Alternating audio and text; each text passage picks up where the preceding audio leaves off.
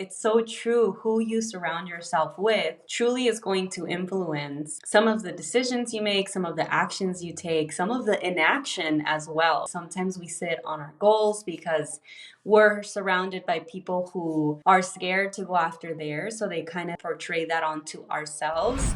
Welcome to Transformation Talks, the podcast where we sit down with coaches, thought leaders, creatives, and more to get their insight on the 2 lessons that changed their lives and might change yours too. We are your co-hosts, Latina twin filmmakers Adrian and Andrew Nuño.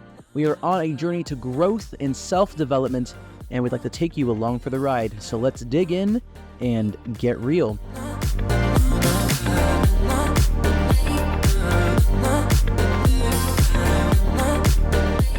All right. Thank you so much, Sonia, for coming on our show. We highly appreciate it. Welcome to Transformation Talks. Thank you. I'm super excited to chat with you guys today. And I love this because we've come a long way together and I love seeing your guys' journey. So I'm excited to share that Thank you. as well. Yeah. Same here. Yeah. Likewise. For those who don't know, we first met Sonia in a coaching program a few years back through the amazing Harry Lopez. And so it's been such a joy just being able to follow, your journey as you've been following ours, and just, being able to, be there since the moment when we all just needed some direction, in our lives. And now, we're all just out here and kicking it. So looking forward to today's discussion. For those who don't know Sonia, I have a little bio about her, which I'll jump into, and then we'll jump into our discussion. So Sonia Rivera Saunders is a speaker, coach, and founder of Mujeron movement. She mentors Latinas to get out of their own way in order to take action, find their purpose, and become the Mujerón of their dreams. After participating in Nuestra Belleza Latina, a national reality TV show on Univision, Sonia realized there was a huge need for a platform that celebrated women for who they were and not what they looked like. So she decided to amplify the stories of incredible Latinas who are doing big things professionally and in their lives that go far beyond their looks. Today, through the Mujeron events, podcast conversations, and her coaching program, Mujeron University, she creates community by bringing women together to work on becoming the best version of themselves and create a business and life they love. Oh, I love the sound of all of that. I am so excited to jump into all of this, to learn more about the work that you're doing, Sonia. So let's dig right in. We asked you, what are 2 lessons that have impacted your life the most? The first idea you shared with us was to build a community of like-minded individuals around you. Can you expand on that, Sonia, and how, further on what this lesson is and how this lesson has impacted your life? Yeah, of course. And I think I have to take it back to, even the space where we met, where we'd had the opportunity to just share a little bit more about, what we were struggling. We were on similar paths on building, our brands, wanting to really get into the creator space. And I think when you are building, no matter what it is, right? Whether it's a business, it's a brand, you want to improve your healthy lifestyle, whatever it is that you're working on, it's going to require you to connect with like-minded people. And I think that in my journey, it was such a huge breakthrough for me when I found that it just accelerated the way that I was going to get there even faster.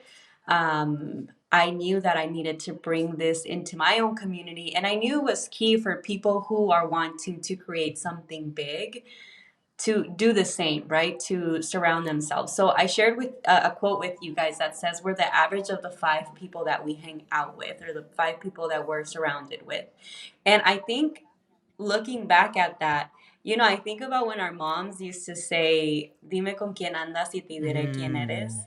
And all those sayings, like, it's so true. Who you surround yourself with truly is going to influence some of the decisions you make, some of the actions you take, some of the inaction as well, right? Sometimes we sit on our goals because we're surrounded by people who are scared to go after theirs. So they kind of, portray that onto ourselves. So I think that a lot of it just has to really do with the surrounding yourself with visionaries, with people who are also building, and how much that impacted my life, that I really wanted to share that. Hence, I might be, that's why I created a community. And it might be a little biased on my end talking about community, but it truly has impacted my life so much that it's at the core of at what I do inside of Mujeron movement through the coaching program. Coaching has truly changed my life in such a way that I knew I had to pay it forward and build something for the women, that look like me, that talk like me, that come from the same, backgrounds as me. And it's been such a huge part of my life now that anywhere that I get an opportunity to share my story, community will always be something that comes up, because especially on social media, we often hear, don't share your dream or your goals until they happen. But the key here is to share them with the people that are meant to hear them, right? With the people that will say your name Hmm. in the rooms when you're not there, the people that will, invite you to opportunities like that. I think it's such a key way of like changing the mindset of like, hey, yeah, you probably don't want to share your dreams with people that aren't dreaming big, but you most definitely want to share it in the rooms where there are individuals who are dreaming bigger than you or as big as you are. Absolutely. And I love that because I know, especially in Latina culture, there is such a scarcity mindset. There is such a huge mindset that we're not deserving of these things, that we cannot possibly aspire to things uh, like our dreams. And I just love the work that you're doing with Mujeron Movement, because you're reminding not just Latinas, but also Latinas like myself that we can aspire and we should aspire, because when we do stuff like that, and we get to those levels ourselves, we're bringing our community with us. Yeah, and it can be such a scary thing too, because I feel like growing up, at least in the surroundings that I was growing up in, with the family, going to like family parties almost every weekend, like that was pretty much a thing. Like there was just one Theo who we just went to his house, and whether it was someone's birthday or baptism or confirmation or whatever, it was just that was just kind of the house that we all went to.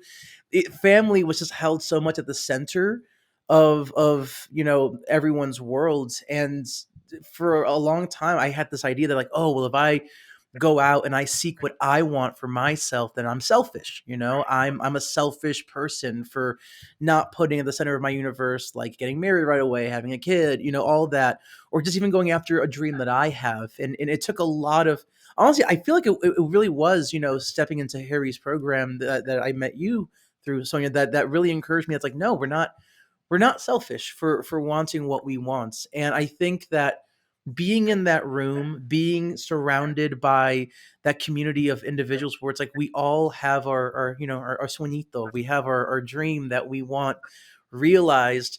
And we were like, it's like we were giving each other permission, to go after Right. the thing that we wanted and to chase that sueñito. And you're right, it absolutely comes down to finding that community of like-minded individuals, because when you give someone permission to dream, you're giving yourself permission to dream. And it really does come down to, like you said, that we are the average of the five people we spend the most time with. Because my parents would always say, your friends are your future. If you're surrounded with people who just don't really want to make much out of their lives, that's going to be you. If you're with friends who are go-getters and are constantly working on themselves and chasing that next thing, like that's going to rub off on you. And it can be a little scary sometimes, being surrounded by people who are like always like on their shit, but like I find, especially at this point, it's really inspiring, especially if you're surrounded by people who know, like, to clap for you when it's your time and know to wait for their time in the sun. I think that also makes a really big difference. And it's like, I can be happy for you and know that when it's my time, it's my time. But if it's your time, I'm here to celebrate you. I'm here to lift you up. And I know that when it's my time, then I'll get the praise. But that needs to happen in its own timeline. Yes, and I want to share like two things with community, especially for the people that are like, well, what does that mean? Do I have to get rid of my friends? That maybe I don't see that. And I feel like there is a community within a community in your life, and this might get a little complicated, but I feel that when I was able to kind of realize sort of what you said, it's not selfish to even say, hey, this group of friends fulfills this in my life. And then this other group of friends fulfills this other part of my life. And I think that really allows you to just have that different community within your own community, right? Like your closer circle of the people that you might talk about other things that you won't talk about in the maybe events that you attend, right? Just putting an example here. So being very intentional of who fulfills what in Mm. your life also will help you to just navigate that in a different way, right?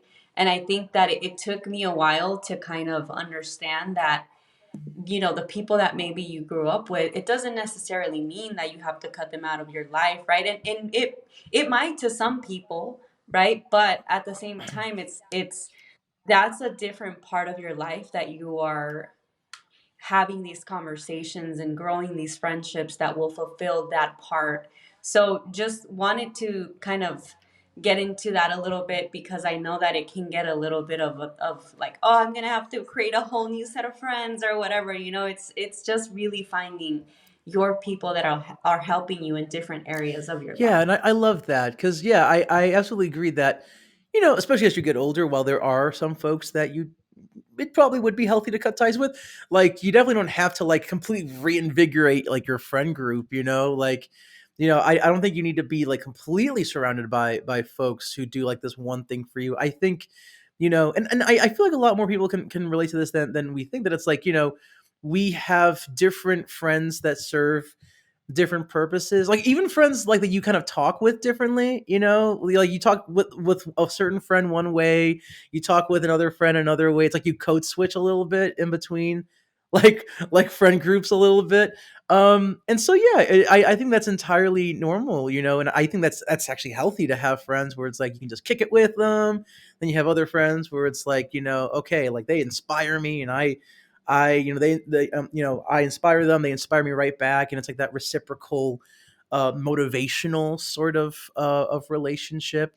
I agree 100% that it's healthy, and I think it's the right thing to have different friends that serve different purposes in your life. Yeah. Absolutely. Absolutely. Yeah, I wanted to yeah, add one more thing, and maybe this is just like to help people who are working on this part of their journey. Some of the questions that you can ask yourself is like, who are three people that I can get closer to, right, in the next 3 to 6 months, that inspire me, they can potentially help me, maybe they can hold me accountable with some of the goals that I have, like getting very specific with who those three people are, and then scheduling them into your calendar so that you can make those connections. And then the same thing with people that maybe you feel like you can spend a little bit less time with, and then just so that whatever part of the journey you're currently on, if you're working towards achieving a goal, how can you get closer and how can you really use your community to help yeah. you get there? And actually, Sonia, I'm very curious to hear from your perspective, because I feel like this is, especially this year, this is something I feel a lot of my friends have come to me with advice on. Is like, how do you approach if there's someone in your life that it's like, you know what, I think I need to distance myself from this person, or I need to like kind of cut them loose. Like, what advice would you have for just going about a connection that has either served their purpose, it's hit their end of their run?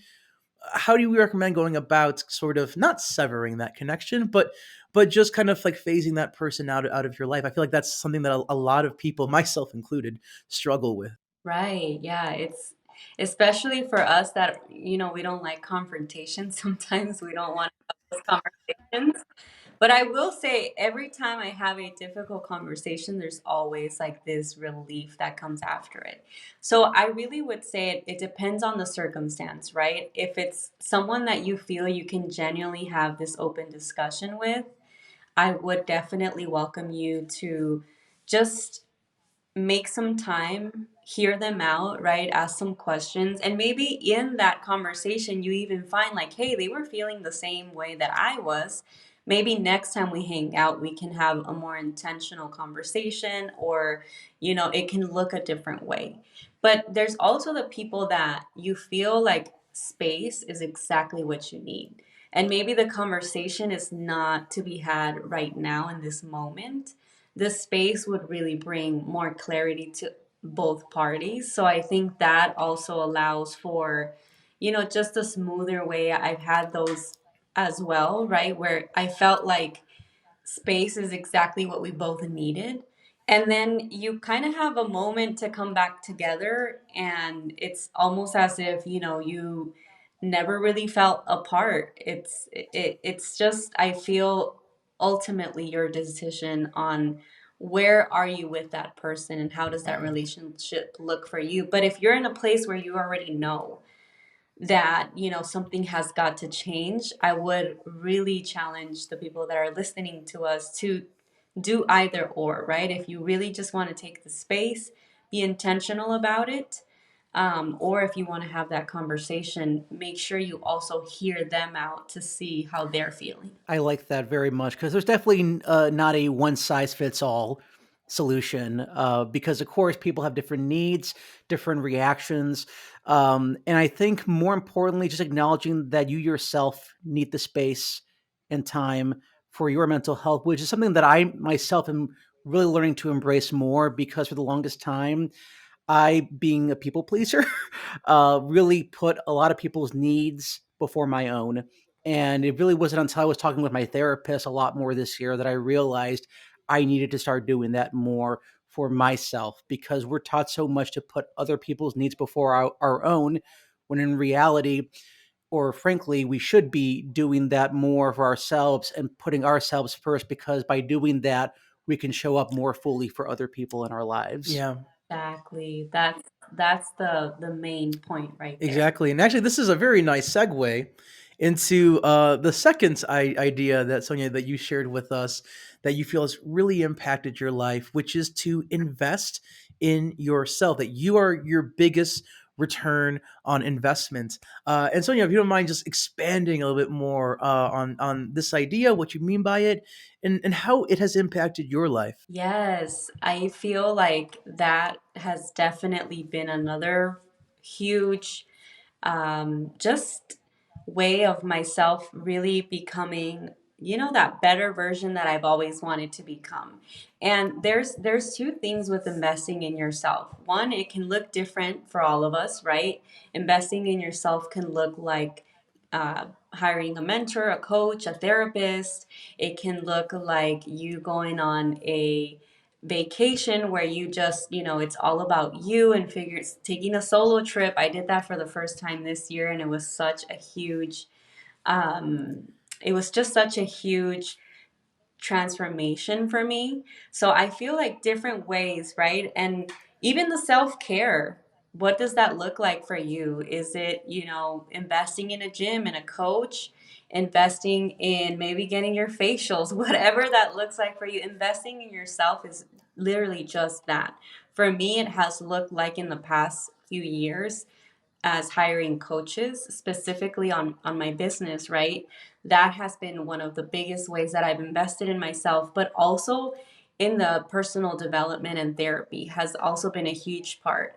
And the reason why I always talk about investing in yourself is because as Latinos, as Latines, we never really grew up seeing our parents investing in themselves in this way. So one thing that I have found is that it feels uncomfortable. And I don't know about you guys, but when you invested in yourself in the coaching program where we met, I'm pretty sure it was like, well, a lot of times we're scared, like maybe we won't get this money back, but what we get from, the experience, I I myself can say any investment that I've made has just been priceless at this point, with the growth, the inner growth, the knowledge, the way that I can now support, my clients, my peers with the tools that I learned as well. So that's something that I always really want to talk about just because it really changed my life. And I've seen what it also has done for even my clients that have invested in themselves. I just feel like there's a different way that you show up for yourself when you're putting money on the line. And it's crazy because we should always be showing up and showing out for ourselves, but it's not an easy thing to do, especially for us growing up not seeing that. I remember going to like therapy for the first time, and there was really our parents didn't go to therapy at that time. Like they the concept was so foreign to them. Like growing up, if I told my parents like, "Oh, I think I might have depression," they just be like, "Well, just don't." Like it was just like, well, just don't do depression. Do something else. Like that. Exactly, like you're making it up, or like just get outside, like you're choosing this. And it's like there was just such a like I read somewhere that Latino millennials are not only most likely to have mental health issues, but also most likely to be queer as well. And so it's like, okay, well, we're the demographic that gets all the goodies, like we're just like we got all the things that we just couldn't like not talk about growing up at all. And so it's like, I remember going to therapy and there was really no like lifeline, no experience I had going to therapy. It was just really like I had to just make of it what I wanted to make of it. And it was scary and it was felt weird talking about feelings because growing up, I wasn't really allowed to talk about feelings. And it was just like, oh, wow, like this is actually something I'm holding on to from when I was 7 years old that's actually still existing today. And it's like projecting and all that. And it's just, it can be a really freeing thing when you invest in yourself and you learn about yourself and you learn things that you thought you got over like 10 years ago. Turns out you have not gotten over it. And it's just a continuous journey of like not only self improvements but learning about the self and learning about like what do I really want versus what was I raised to want. um which is something that I learned about this year specifically about myself. It's like, oh wait, no, I actually don't like that. I just grew up being taught to like this thing. Absolutely. And I kind of want to also touch on what you said, Sonia, about being uncomfortable when we invested in ourselves for the first time. I remember it was 2020, it was in the midst of the pandemic. We were all locked and confined to our homes. And I remember that was the first time that I really invested in anything like that.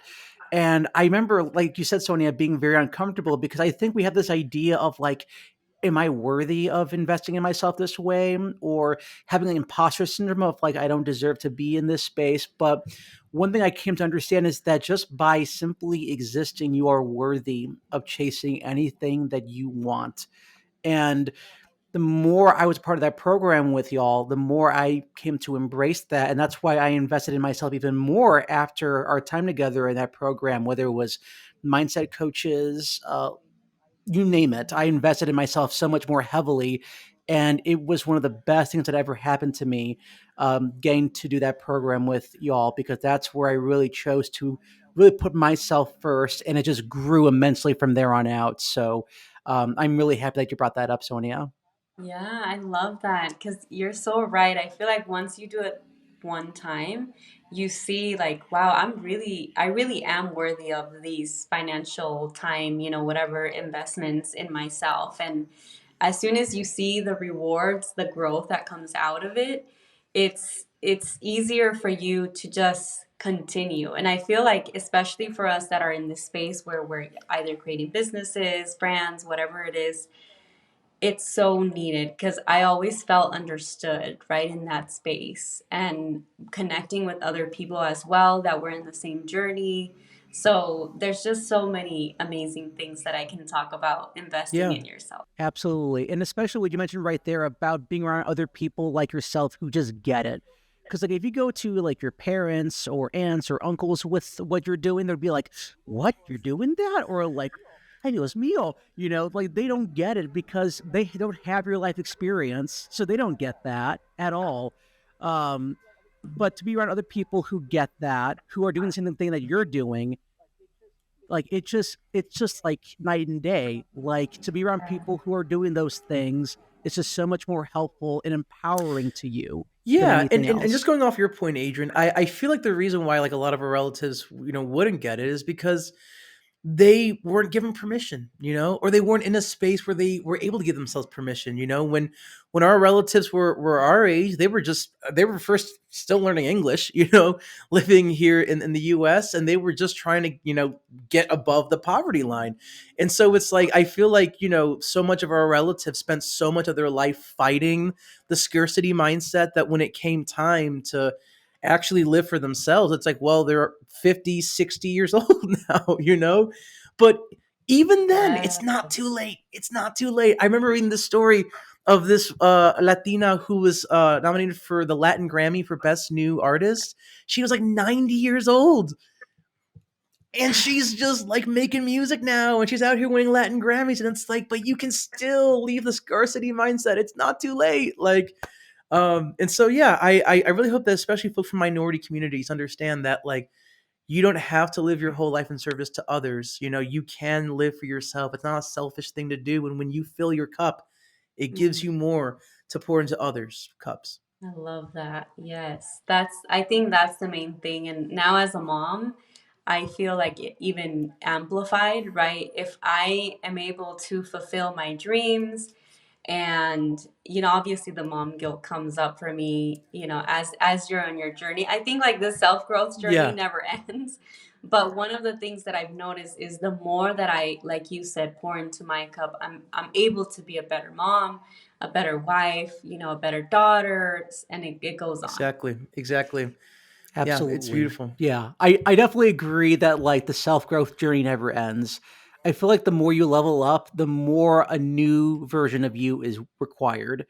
And so yeah, like I do agree that it just never ends. You just learn more about yourself and learn more about what it is that you need to become. I remember, seeing Matthew McConaughey's speech when he won Best Actor, and he said that, a friend asked him, like, who are you chasing? Who's your hero? And he's like, my hero is me 10 years from now. And then 10 years passes, and that same person asks, so are you your hero? And Matthew McConaughey is like, oh, heck no. I'm not my hero. And I'm like, well, who's your hero? And it's like, my hero is me still 10 years into the future. And he's like, well, so you're never going to be your hero? And he's like, yeah, I'm never going to be my hero. But that's all right. It gives me something to chase, something to always go towards, to aim towards. Because he says, like, every 10 years, the needs of my life, the desires, who I am, the people I'm surrounded by, that's going to keep changing. And so you're going to always have to change who you are to meet the moment.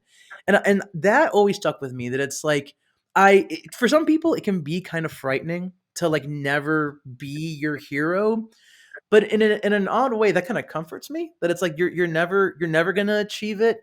So just do the best that you can do and strive to be the best that you can be, and that's all that matters at the end of the day.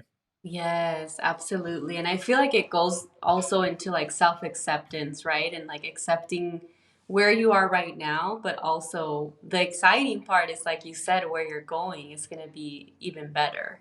On that note, let's recap here the two ideas, Sonia, that you have shared with us. Idea number one: to build a community of like-minded individuals around you. That we are the average of the five people we spend the most time with. That your friends, your family, that you surround yourself with, that is your future. Idea number two: to invest in yourself. That you are your biggest return on investment. And as scary as that can be, to invest in yourself, to find out what you find when you invest in yourself, that you can't pour from an empty cup. And if you pour more into your cup, you are then able to pour more into other people's cups as a result. Thank you so much, Sonia, for sharing these lessons, for this amazing conversation with us.